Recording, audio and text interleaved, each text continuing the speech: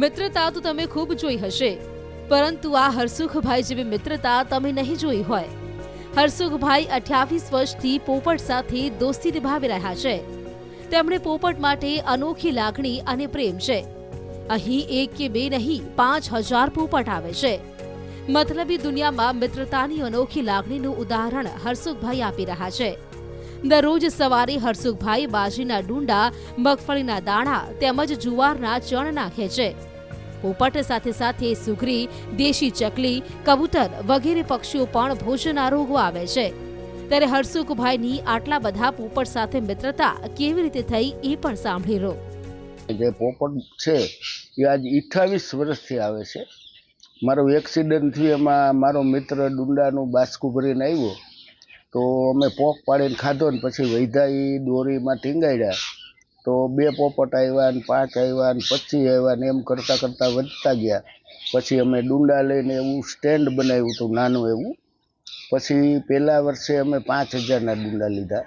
પછી દર વર્ષે પોપટ વધતા ગયા. અત્યારે 8 થી 10 હજાર પોપટ આવે અને હવે એ દર વર્ષે 8-10 હજાર 15 હજારનો ખર્ચો વધતો ગયો. તો 10 વીઘા જમીનના પૈસા આપી દઈએ.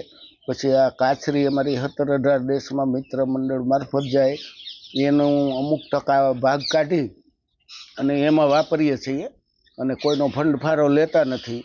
એટલે આ રીતે અમે આંકીએ અને આજ 28 વર્ષ થયા.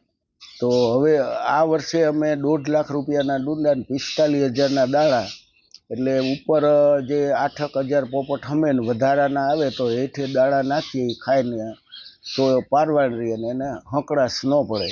આવી રીતે અમારો કાર્યક્રમ છે. મિત્રતાનું કહીએ ને તો સવારે પોપટ ન આવે તો અમને ગમે નહીં, અને એને અમારા વિના ન હાલે અને અમને એના વિના ન હાલે.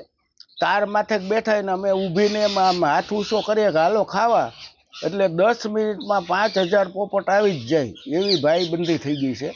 એટલે હવે આ ભાઈબંધી છૂટે એમ નથી ને હોવી જોઈએ. હરસુખભાઈ પોતાની આવકમાંથી જ 28 વર્ષથી પક્ષીઓને ભોજન આપી રહ્યા છે. ન માત્ર હરસુખભાઈ પરંતુ તેમનો પરિવાર પણ તેટલું જ પક્ષી પ્રેમી છે. તેઓ પણ હરસુખભાઈને પક્ષીઓના ભોજન પાછળ થતા ખર્ચમાં પૂરેપૂરો સહકાર આપે છે.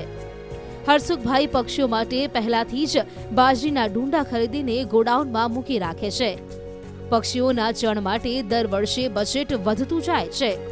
500 રૂપિયાની ચણની ખરીદીથી શરૂ કરેલા આ અભિયાનમાં આ વર્ષે 1.5 થી 2 લાખ રૂપિયા પહોંચ્યું. બહારના માણસો આ પક્ષીઓને જોવા માટે આવે તો તેઓ ખુશી ખુશી તેમને આવકારે છે. જો કોઈ તેમને કોઈ પણ જાતનો ફંડ આપે તો તે આવકારતા નથી. તે પોતાના ખર્ચે જ આ પક્ષીઓને સાચવે છે. સવારે આવે 6:30 આવી જાય, સાંજે 4 વાગે આવી જાય અને 6 વાગ્યા લગી રોકાય. 6 વાગે પછી વયા જાય. પછી સવારમાં તો પોપટની પહેલા આવે ચકલી આવે, સુગરી, પીરી ચકલી એ બધા આવે. પછી પોપટ બધા હામટા ભેરા થઈ જાય એટલે ચકલીનો વારો ન આવે, એટલે પછી ચકલી પછી અત્યારે આવશે. બધું અમે પહેલા છે એનું વ્યવસ્થા કરી અને એનું કાર્ય કરી અને તે પછી અમે નાસ્તા પાણીનું કરીએ અને તે પછી અમને એમ થાય કે હવે આપણે નિરાંતે નાસ્તા કરી લઈએ.